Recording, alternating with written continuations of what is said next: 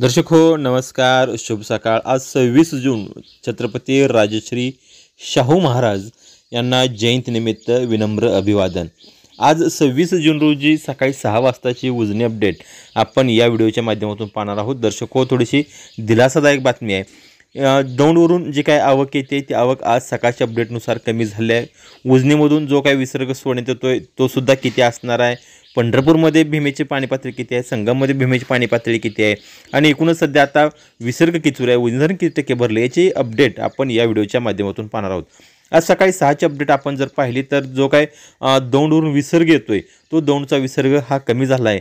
तो दौंडचा विसर्ग हा 15,381 क्युसेक्स इतका झाला आहे आणि उजनी धरणातून जो काही विसर्ग सोडण्यात येतोय तो मात्र कालपासून कायम करण्यात आला आहे। काल जो 40,000 क्युसेक्स सोडण्यात येत होता तोच आता 40,000 क्युसेक्स कायम आहे। त्याच पद्धतीने वीज निर्मितीसाठी 1600 क्युसेक्स सुरू आहे। मुख्य कॅनॉलसाठी 800 क्युसेक्स, बोगद्यासाठी 900 क्युसेक्स असा उजनी धरणातून जवळपास 41,600 क्युसेक्सचा विसर्ग हा भीमा नदी या पात्रामध्ये सुरू आहे आणि दौंडमधून जी आवक येते ती मात्र 15,381 क्युसेक्स इतकी आहे। टक्केवारीमध्ये जर धरण पाहायला गेलं तर टक्केवारी थोडीशी कमी झालेली दिसून येते या ठिकाणी।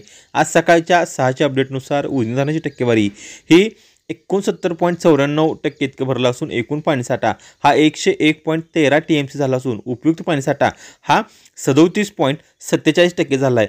त्याचबरोबर वीर धरणामधून सुद्धा जो काही विसर्ग सोडण्यात येत होता तो सुद्धा आता कमी करण्यात आला आहे। वीरचा विसर्ग हा रात्री 8 वाजता 12,155 क्युसेक्स इतका होता, मात्र रात्री तो 9 वाजता कमी करून तो 4,974 क्युसेक्स इतका करण्यात आला आहे। आणि एकूण पाणीसाठा वीर आणि उजनीतील हे पाणी जर पंढरपूरमध्ये जर रात्री 9 वाजता किती असेल तर पंढरपूरमध्ये रात्री 9 वाजता तो विसर्ग होता जवळपास 44,452 क्युसेक्स इतका होता आणि पंढरपूरमध्ये भीमा नदीची पाणी पातळी ही 440.35 मीटर इतकी होती।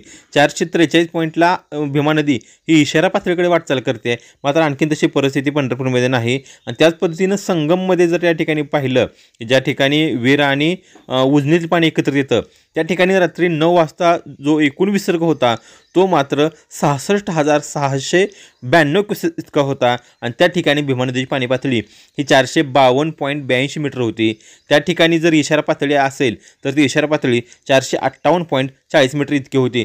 त्यामुळे आता जे काय संगमचा विसर्ग आहे तो विसर्ग पंढरपूरमध्ये आल्यानंतर पुन्हा कदाचित भीमेची पाणी पातळी या ठिकाणी वाढू शकते आणि भीमा नदी ही इशारा पातळीकडे वाटचाल या ठिकाणी करू शकते।